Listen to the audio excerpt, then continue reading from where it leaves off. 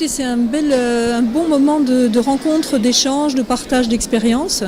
Et nous avons besoin en Corse, comme sur toute la planète, de mettre en commun tout ce qui se fait ailleurs et tous les problèmes, parce que le problème de la biodiversité et des risques qui pèsent sur la biodiversité, il existe partout, mais en Corse particulièrement, parce que nous sommes une zone encore plus fragile du fait que nous sommes une espèce de hotspot de la biodiversité, parce que nous sommes aux confins de zones complètement différentes, le sud, le nord, une zone méditerranéenne, on a quand même un milieu alpin, donc tout ça fait la grande richesse de notre biodiversité, mais tout ça fait aussi qu'elle est très fragilisée.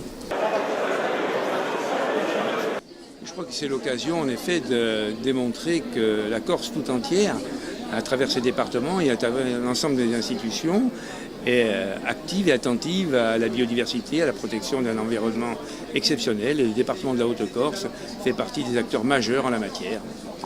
Tout ce que nous proposons sur le territoire soit vraiment adapté.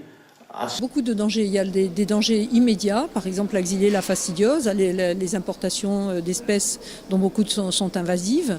Ça, ce sont des dangers immédiats. Et il y a le danger diffus de, par exemple, l'extension de l'urbanisation. On a perdu la semaine dernière une station d'Ancusa crispa, qui est une espèce extrêmement protégée de végétation, qui a tout simplement disparu parce qu'elle a été rasée quand on construisait une maison. Donc ça, ce sont des choses qui sont inacceptables et contre lesquelles il faut se battre au quotidien parce qu'il y a un vrai risque.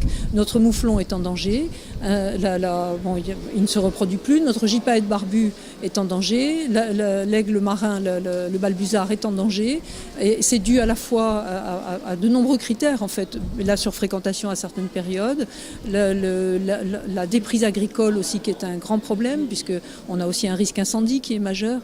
Donc tous ces risques-là, il ne faut pas les sous-évaluer, il faut vraiment ouvrir tous les chantiers pour rétablir et augmenter notre biodiversité. Et on espère être entendu, mais je pense qu'on va l'être. Mais la prise de conscience est nécessaire. Elle est nécessaire dans ce besoin d'être attentif et vigilant sur la protection de notre environnement et surtout sur les moyens qu'il convient de mettre en œuvre en termes d'organisation, notamment dans nos relations avec l'État, mais avec l'ensemble des partenaires, avec l'ensemble des acteurs locaux, des professionnels et des usagers. Je crois que les choses évoluent de manière très rapide, avec des incidences qui sont quasi exponentielles aujourd'hui, et on ne peut pas se permettre d'être moins attentif, moins rigoureux sur à la fois nos ambitions et les moyens de les mettre en œuvre. La dynamique, mais tu as besoin aussi de